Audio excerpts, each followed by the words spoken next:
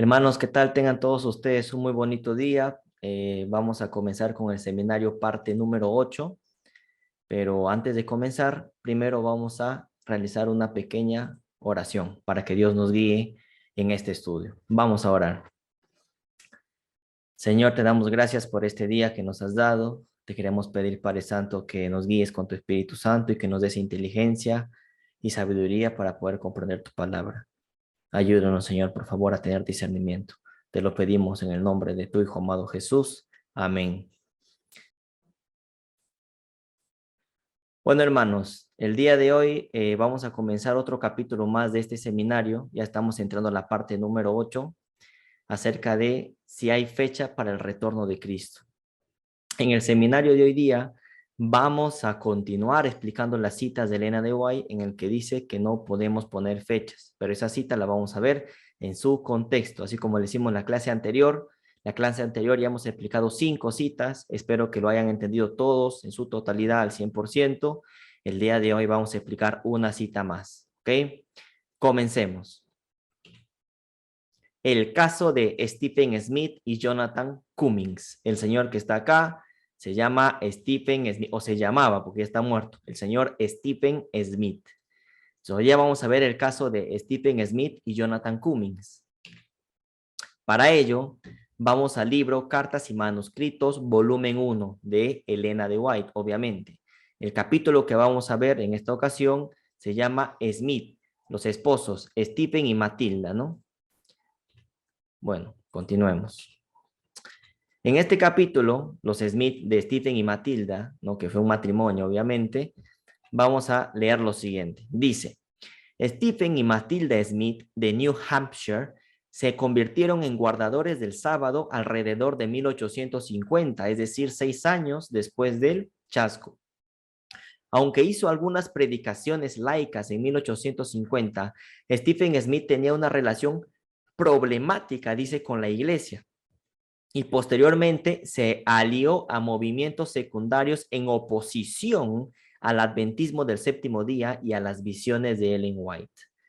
Uno de los movimientos al cual Stephen Smith se había unido fue a la de Jonathan Cummings. Es decir, Stephen Smith, si bien es cierto, en 1850 con su mujer, con su esposa Matilda, aceptan la verdad del sábado. Sin embargo, posteriormente, ¿qué sucedió posteriormente? Posteriormente, dice, se alió a movimientos secundarios que estaban en contra del adventismo del séptimo día y de las visiones de Elena de White. Es decir, aceptó el sábado, sí, pero después se unió a otros grupos que estaban en contra del adventismo del séptimo día. ¿Ok? Sigamos. Dice, alrededor de 1842, Stephen y Matilda Smith se unieron al movimiento adventista milerita. Según su obituario, Stephen Smith se entregó a la obra de proclamar públicamente la segunda venida de Cristo. Es decir, estamos haciendo un poco de historia, ustedes saben, hay que leer todo el contexto. Stephen Smith se une en 1842 al movimiento adventista milerita, es decir, Stephen Smith fue una de las personas que estaba a favor de que Cristo venía en 1844, es decir, estaba apoyando a Guillermo Miller. Miren, ¿ah? Posteriormente, los Smith se convirtieron en observadores del sábado, como ya lo hemos leído, y permanecieron así el resto de sus vidas. Sin embargo, había otras ocasiones doctrinales en las que Stephen Smith estaba en desacuerdo con el nuevo movimiento.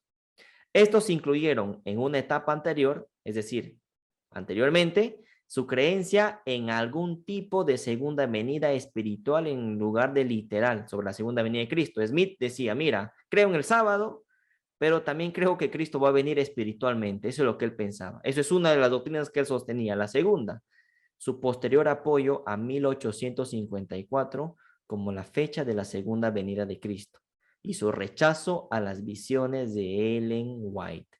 Stephen Smith, si bien es cierto, había aceptado la verdad del sábado, pero después, ¿qué dijo? Que Cristo venía espiritualmente. ¿Y luego qué? Que venía ¿cuándo? En 1854. Acá ya tenemos otro año, otra fecha. ¿Quién estaba diciendo que Cristo venía en 1844? Stephen Smith. Stephen Smith estaba apoyando este movimiento que decía que Cristo venía en 1854. Pregunta 1. ¿Basado en qué profecía Stephen Smith decía que Cristo venía en 1844?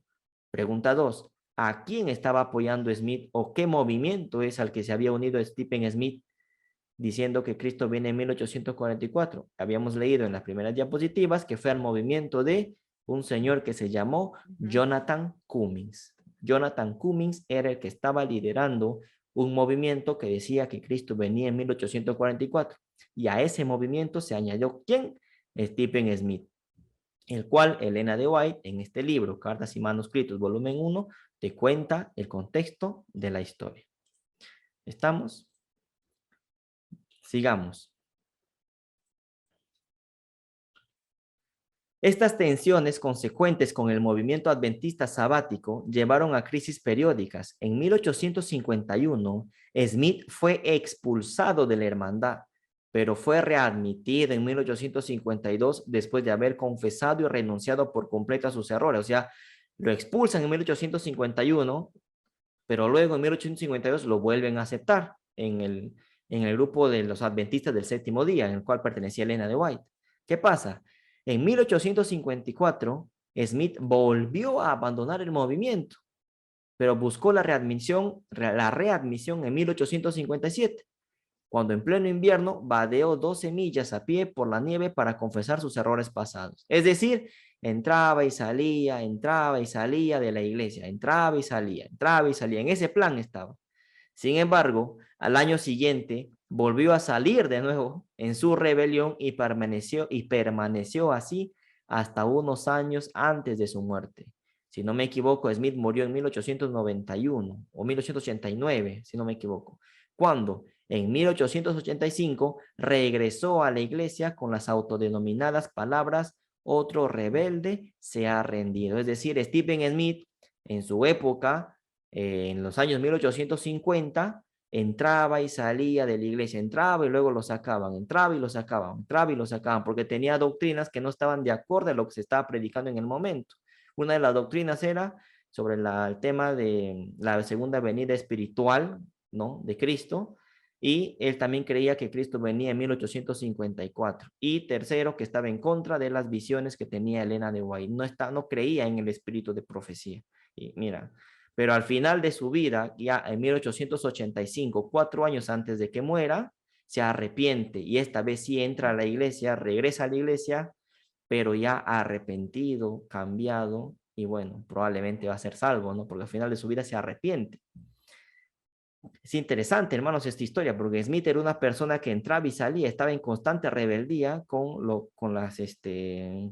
el movimiento adventista del séptimo día en aquella época, ¿no? En el cual estaba Elena de White. Sigamos.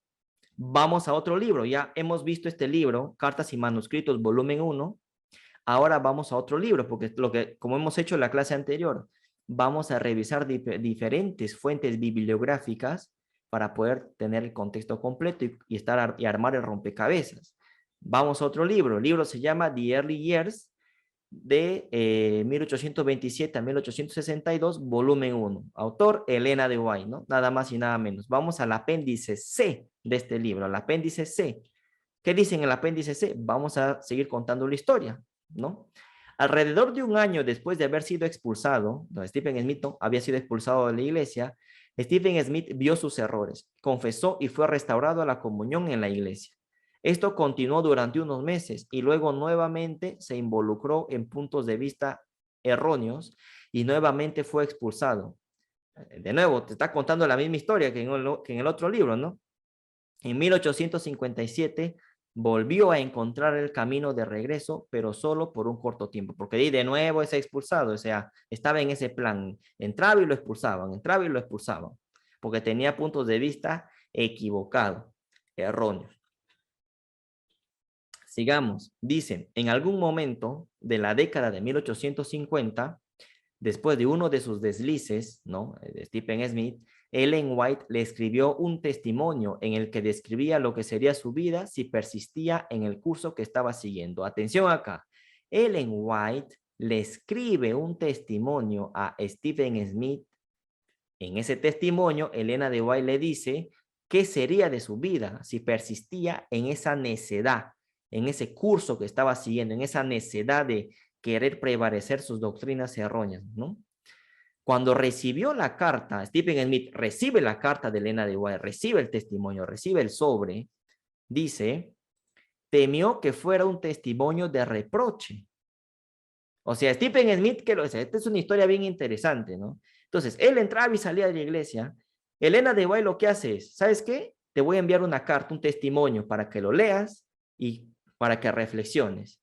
Entonces, Stephen Smith lo que hace es, recibe la carta en su sobre y temió que fuera un testimonio de reproche. Es decir, Stephen Smith tuvo miedo que Elena de White Elena de White le mandara de repente bien lejos, ¿no? Como se suele decir.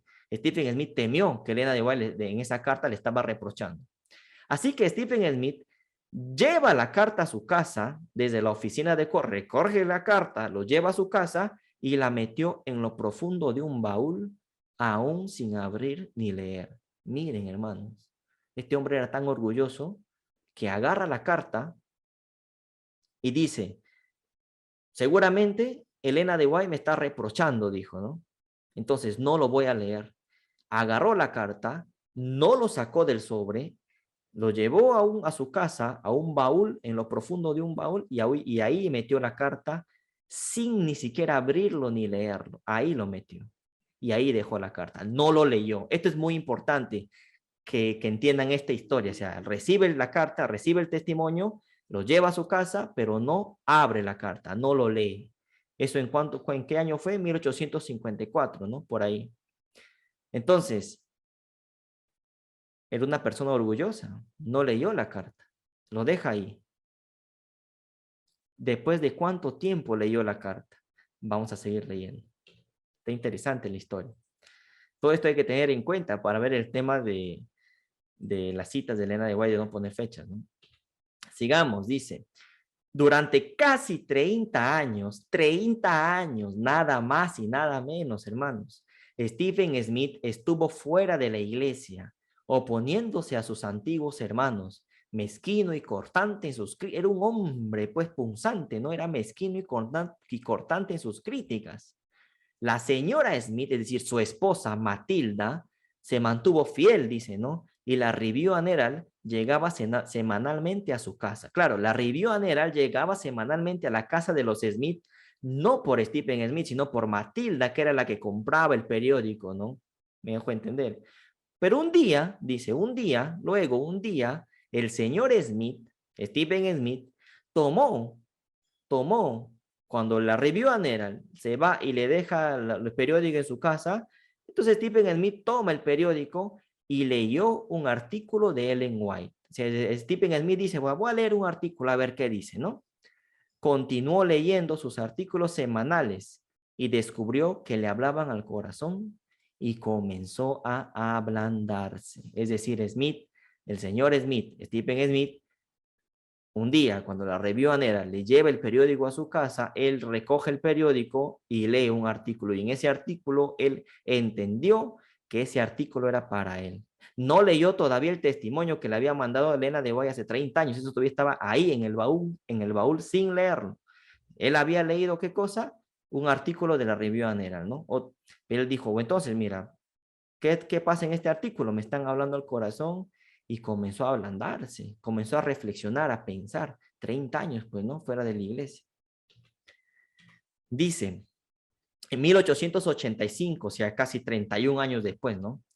E.W. Farnsworth, hijo de William Farnsworth, de Washington, New Hampshire, estaba celebrando reuniones de avivamiento en la pequeña iglesia de Washington.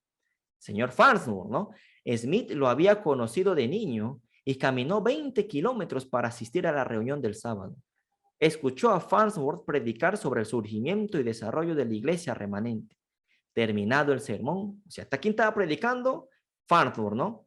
Cuando termina el sermón, Smith se puso de pie. En plena iglesia se pone de pie. Después de 30 años regresa a la iglesia. Se pone de pie y pidió el privilegio de hablar. El público, que lo conocía bien, saben que Smith era pues una persona punzante, crítica, ¿no? esperaba una perfecta ráfaga de críticas y mezquindades. O sea, cuando Stephen Smith toma la palabra en la iglesia, la gente dijo, ya va a comenzar a hablar este señor, ya va a comenzar a criticar, ahora qué va a querer, ¿no? Porque lo conocían bien. Pero ¿qué pasa? ¿Qué dijo Stephen Smith? Dijo, no quiero que me tengáis miedo, hermanos, dijo. No he venido a criticar. He dejado ese tipo de negocios, dijo. He dejado ese tipo de asuntos, ¿no? No he venido a criticar ya, dice. Luego revisó el pasado, su odio por la organización de la iglesia, su unión a un partido de oposición tras otro que había visto caer y sus simpatizantes se confundían. Es decir, los que le estaban escuchando a Smith decían, ¿y a este qué le pasa? ¿Y a este qué bicho le ha picado, no? Por así decirlo. ¿Por qué? Porque Smith comenzó a hablar de una manera tan educada, ¿no?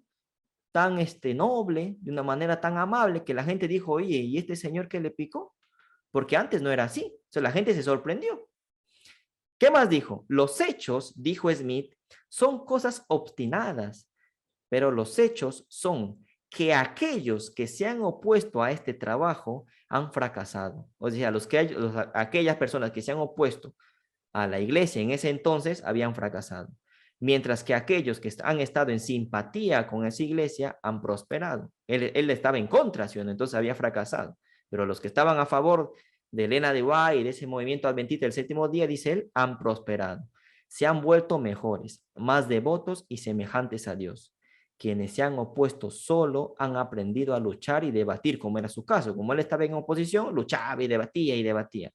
Han perdido toda su religión. Es decir, fue una sorpresa, fue una bomba las palabras de Stephen Smith. Fue una bomba, porque él dijo, la gente, perdón, pensaba que él iba a criticar en ese momento, después de 30 años que estaba fuera de la iglesia, recoge un periódico de la Review and Herald, lee un artículo, mira cómo Dios te llama y Dios te toca, lee un artículo, en ese artículo él entiende que ese artículo le llegó al corazón, entendió, reflexionó, va a la iglesia después de 30, 31 años, llega a la iglesia, termina de predicar el pastor, el señor Farnsworth, llega a la iglesia Smith, pide la palabra después del sermón y dice todo esto. Y la gente se quedó pues sorprendida, ¿no? Porque pensaban que Smith ya iba a comentar alguna crítica, pero no fue así. ¿Sí? Sigamos. Sigue diciendo Smith, ningún hombre honesto puede dejar de ver que Dios está con ellos y contra nosotros. Quiero estar en comunión con este pueblo, en el corazón y en la iglesia. O sea, reflexionó Smith, ¿no? Smith tenía la intención de quedarse en Washington para la reunión del próximo sábado, pero el miércoles pensó en la carta de Ellen White. ¿Se acuerdan de la carta que no leyó? 30 años habían pasado, ni siquiera lo abrió. Pero el miércoles pensó en la carta de Ellen White en su baúl en casa, ¿se acuerdan? Sintiendo que no podía esperar para leerlo. Él dijo, ahora sí voy a leer la carta que Elena de White me mandó hace 30 años. Imagínense ustedes que alguien le envíe una carta y lo lean después de 30 años, ¿no? Salió temprano el jueves por la mañana y caminó 12 millas a casa y pronto tuvo el sobre sin abrir en sus manos. Lo abrió y leyó su contenido. Y aquí está la historia. Pero antes de continuar con la historia, porque la pregunta es, ¿y qué decía la carta? ¿Qué decía el testimonio que le había enviado Elena de White hace 30 años? Bueno, quiero comentarles, hermanos, si tienen alguna duda hasta aquí. ¿Me están siguiendo la historia, sí o no? Porque lo que vamos a leer ahorita es muy importante. ¿Estamos? Sí, hermano. Sí, hermano. Dale, hermanito. Claro. Continuamos entonces. Sigamos. Dice, ¿qué contenía la carta? Bueno, sigamos leyendo. Cabe resaltar que este señor Smith no es Urias Smith, es Stephen Smith, que es otro personaje. Urias Smith fue un pionero de la iglesia. No estamos hablando de Urias Smith, estamos hablando de Stephen Smith, que es otra persona, por si acaso. Bueno, sigamos. De vuelta en Washington, el sábado escuchó a Farnsworth predicar sobre el espíritu de profecía en la iglesia remanente. Regresó un sábado. El siguiente sábado, Stephen Smith vuelve a ir a la iglesia y escucha a Farnsworth predicar, ¿no? De nuevo a Farnsworth. Cuando terminó el sermón, de nuevo, por segunda vez consecutiva, por segundo sábado, se puso de pie otra vez y esto es lo que dijo. Y acá de nuevo habla Smith. Dijo, yo mismo recibí un testimonio hace 28 años, casi 30 años. Lo llevé a casa y lo guardé en mi baúl, dijo Stephen Smith, y nunca lo leí hasta el jueves pasado. O sea, 30, 28, casi 30 años habían pasado sin leer esa carta. Y dijo que no creía en este testimonio, aunque no sabía ni una palabra de lo que contenía. O sea, recibe la carta y dijo, yo no creo en esta carta, dijo en su momento. No creo en esta carta, pero dijo no creo en esta carta sin saber qué es lo que decía la carta, es decir, lo desechó sin antes leerla, ¿no? Aunque no sabía ni una palabra de lo que contenía. Tenía miedo de leerlo, dijo, temiendo que lo enojaría. Pero dijo Stephen Smith, estuve enojado casi todo el tiempo. Vamos a ver qué decía la carta, ¿no? Finalmente dijo, aquí está, hermanos, la bomba. Esto es lo que decía la carta, esto es lo que decía el testimonio. Uno, dice, hermanos, cada palabra del testimonio, cada palabra de la carta que me ha enviado Elena de White hace 28 años, para mí es verdadera, dijo, y lo acepto. El Señor había reflexionado, ¿no? Y he llegado a ese lugar donde finalmente creo que todos los testimonios, o sea, el espíritu de profecía, los testimonios que Elena de White escribía en sus cartas, dijo, son de Dios. Y si hubiera hecho caso al que Dios me envió hace 28 años, así como al resto, habría cambiado todo el curso de mi vida. ¿Ah? Y debería haber sido un hombre muy diferente. Si les hubiera hecho caso, me habrían ahorrado un mundo de problemas. ¿Ah? ¿Por qué no leíste la carta, señor Smith? Porque te hubieras ahorrado un montón de problemas.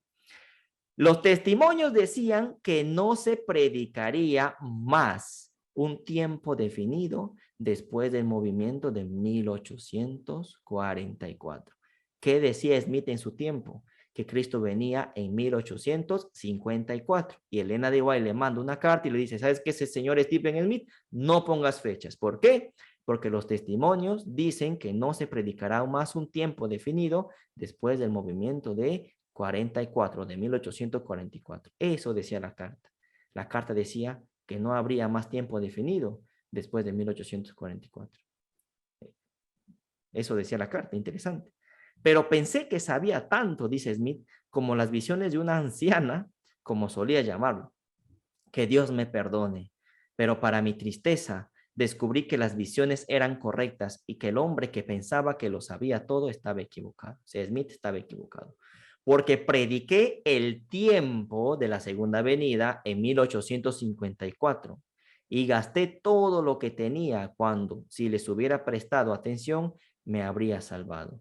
Todo eso y mucho más, los testimonios tienen razón y yo estoy equivocado. La carta, el testimonio que Elena de White le manda al señor Stephen Smith decía que no se tenía que poner fecha para el regreso de Cristo en 1854 porque no hay un tiempo definido después del movimiento del 1844. ¿Entendieron? ¿Hasta acá, hermanos? ¿Comprendieron? Esto es Sí, lo que decía el testimonio. Bien. sí, hermano. ¿Y a quién estaba apoyando Smith? Al señor Jonathan Cummings, como lo habíamos visto en el principio. Sigamos. Vamos a ver una tesis del año 1900, si no me equivoco, es del año 1947, una tesis muy antigua del señor Wayne Scriven. Dice, date setting in America for the second coming of Christ during the late 19th and early 20th century. Dice, ¿no? Establecimiento de la fecha en América para la segunda venida de Cristo a finales del siglo XIX y principios del XX. Autor, Wayne Scriven. ¿Quién es Wayne Scriven? Bueno, presentó su tesis en la Facultad del Seminario de Teología Adventista del Séptimo Día de la Universidad de Andrews, nada más y nada menos. Universidad de Andrews, tesis presentada en 1947. Vamos a leer el capítulo 4 de esta tesis, fijación de fechas por otras denominaciones e individuos. Hay que tener que investigar, hermanos, para poder comprender. Vamos ahora, seguimos leyendo. Ya sabemos la historia de Stephen Smith, sigamos leyendo. Dice, ¿qué dice Wayne Scriven? Dice, una consecuencia del chasco que sufrieron los que esperaban el regreso de Cristo en 1844 fue la separación de un grupo del cuerpo principal de los adventistas del primer día. ¿Se acuerdan de los adventistas del primer día? Que son los que guardaron el domingo, ¿no? Se separaron en 1855 bajo el liderazgo de ¿quién? De Jonathan Cummings, lo que vimos al principio en las diapositivas, debido a su creencia en la inmortalidad condicional del alma que se oponía directamente a la creencia en la inmortalidad del alma, sostenida por la mayoría de los adventistas del primer día. En 1852-1853, Jonathan Cummings abogó, defendió la teoría de que Cristo regresaría en primavera de 1854. A este movimiento se había unido el señor Stephen Smith, basando su convicción ¿en qué? En una reevaluación de la profecía de los 2300 días. Vuelve a aparecer la profecía de los 2300 días, ¿ah? Haciendo que terminara en 1854. En otras palabras, Cummings señalaba que la profecía de los 2300 días iniciaba en el año 446 a.C. y terminaba en el año 1854 después de Cristo. Cuando en realidad la profecía de los 2300 días comienza en el año 457 a.C. con el decreto de Artajerjes y terminó en el año 1844 después de Cristo con el chasco el 22 de octubre. Cuando esta fecha pasó sin incidentes, cuando Cristo no vino, obviamente, en 1854, Cummings abandonó la fecha, pero siguió creyendo en el próximo advenimiento de Cristo. En esto se basó, ¿quién? Stephen Smith, para decir que Cristo venía en 1854. ¿Y en qué profecía? Basada en la profecía de los 2300 días. Más de lo mismo. Suena gracioso, pero es más de lo mismo. Es decir, agarraban la profecía de los 2300 días y lo alargaban y comenzaban a sumarle, a restarle. Y basada en esa profecía decían, Cristo viene en tal año. Ya vimos en el caso de Joseph Bates, que basada en la profecía de los 2300 años, le alargaba 7 años más y le hacía terminar en 1851 y decía, Cristo viene en este año y no vino. Ahora, Jonathan Cummings agarra la profecía de los 2300 días y dice, Cristo viene en 1854 porque esta profecía comienza en 446 antes de Cristo y no vino. ¿Se dan cuenta? Bueno, acá hay un cuadro profético. Este cuadro profético que ustedes están viendo acá, este gráfico, este cuadro profético que están viendo de Jonathan Cummings, fue un gráfico que Jonathan Cummings promocionó en su época para decir que Cristo venía en 1854. Como pueden ver, la fuente es el Center for Adventist Research y la Encyclopedia of American Folk Art. Es decir, son fuentes fidedignas, confiables, material bibliográfico en mano. Cabe señalar que este cuadro que ustedes ven acá, este cuadro estaba en un momento en la Universidad de Princeton, nada más y nada menos, como parte de una, en su biblioteca, como parte del recordatorio que habían pasado el grupo de Jonathan Cummings diciendo que Cristo venía en 1854. Este cuadro estaba en la Universidad de Princeton, nada más y nada menos. Y este es el cuadro que lo estamos mostrando acá. ¿Qué dice este cuadro? Dice, pues, ¿no? En el año 446 a.C. comienza la profecía de los 2300 años y termina en el año, ven acá, 1854. Por lo tanto, Cristo viene en 1854. Eso es lo que decía Jonathan Cummings. Estaba reevaluando la profecía de los 2300 años y le hacía terminar, ¿dónde? En 1854. ¿Entendieron hasta acá, hermanos? Porque ya vamos a acabar la clase, ¿eh? Clase muy corta. Gracias, sí. ¿Sí? Dale. Por lo tanto, cita de Ellen White en este contexto. ¿Qué es lo que dijo Elena de White? En la cita 6, ya estamos continuando las citas anteriores. La cita 6, ¿qué dice? No habría más tiempo definido predicado después del movimiento de 1844. Claro, después del no habría más tiempo definido. ¿Qué tiempo definido? ¿A qué se refería Elena de White? Bueno, explicación. Con esta cita, Ellen White obviamente se estaba refiriendo a que no habría más tiempo definido de 2300 días después de 1844. Es decir, el tiempo definido de la profecía de los 2300 días se terminaba en 1844 y no tendría por qué alargarse más allá de esa fecha. No habría más tiempo definido de la profecía de los 2300 años predicado después del movimiento de 1844. ¿Por qué? Porque la profecía se cumplió en 1844 y no tendrías por qué alargarla más. Y ya está. Stephen Smith, basándose en el cómputo de Jonathan Cummings, estaba alargando la profecía de los 2300 días y lo hacía terminar ¿en qué año? 1854. Y ahí está, la cita está explicada. Con fuente, material bibliográfico, todo. No hay más ciego que el que no quiera ver, con el respeto que las personas rechazan este mensaje, ¿no? Bueno, hermanos, hasta aquí la clase. Una clase muy corta, pero muy fructífera, diría yo, muy productiva. ¿Comprendieron, hermanos? ¿Estamos? Sí, hermano. Gracias. Listo, mis hermanos. Entonces, nos vemos la siguiente Hermanito. semana, si Dios quiere. ¿Sí? Una pregunta, ¿verdad que esas citas se repiten en diferentes libros? Sí. Y eso lo vamos a ver más adelante, porque hay citas que se repiten en muchos misma. libros, que Ajá. la misma o variando un poquito, pero en realidad viene a ser la misma. Se repiten en diferentes, o sea, van a haber más de 30 citas, pero son variantes de estas. Ya uno ya cuando las lee ya sabe a quién se dirigía, ¿no? Lo que te tiene que interesar es ver en qué año lo dijo y ahí ver, ¿se acuerda la historia que estamos sacando?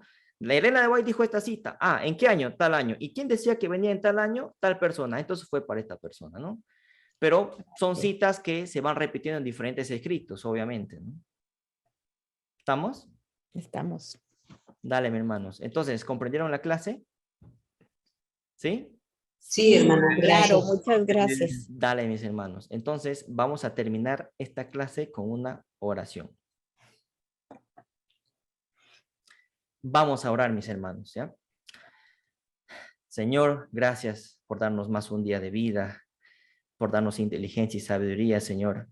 A mí también para poder explicar esta clase de manera sencilla y fácil, y también a los hermanos que lo han escuchado y que lo van a ver por YouTube también más adelante, para que lo puedan entender. Gracias por guiarnos, Padre Santo, con tu Espíritu Santo. Siga dando también, Señor, inteligencia y sabiduría a cada uno de nosotros para poder seguir investigando este tema tan precioso que tienes, que es tu pronto regreso. Todo esto te lo pedimos en el nombre de tu Hijo amado Jesús. Amén. Listo, mis queridos hermanos. Nos vemos en la siguiente clase, la siguiente semana, si Dios quiere. Un abrazo a Bendiciones, todos. hermanos. Dios le bendiga.